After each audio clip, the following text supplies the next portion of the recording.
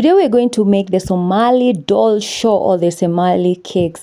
Welcome to my channel, Shami's Kitchen, where we make amazing meals, bake bespoke cake, and we also do homemaking. So as for the ingredients, we're going to need 4 eggs, which we're going to beat using our hand mixer. You can, for this beating of the eggs, it's for this recipe, the easiest way is using a hand mixer, because if you use a whisk, it's gonna take a lot of energy for you to attain the kind of consistency that you need for these eggs, because you need them to rise until they form, they become like a very whitish form like that. And then we're going to add sugar.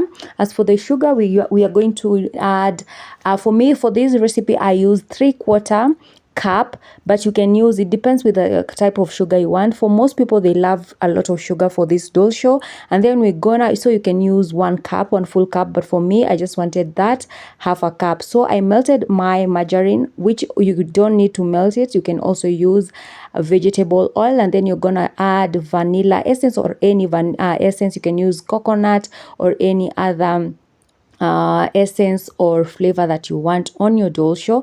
Most people, they also they use the coconut together with the vanilla. For me, I just used the vanilla essence. So for the flour, as you've seen, I have added 1.5 cup of self-raising flour. Yes, we are going to use self-raising flour, which I used 1.5 cups for this recipe. But as you add, make sure there's this consistency that we want. So for the margarine, I only added for the melted margarine, I just added like 1/4 cup.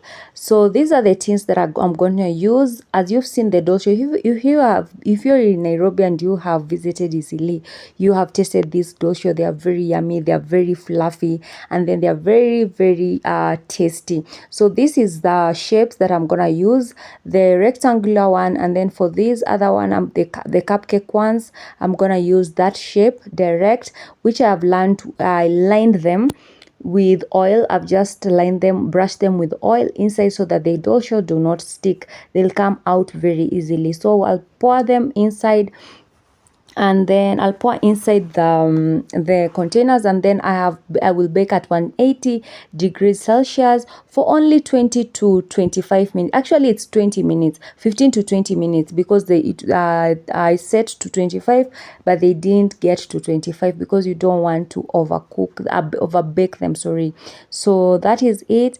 I'll put the recipe ingredients on the description, so make sure you check that out on the description on this video.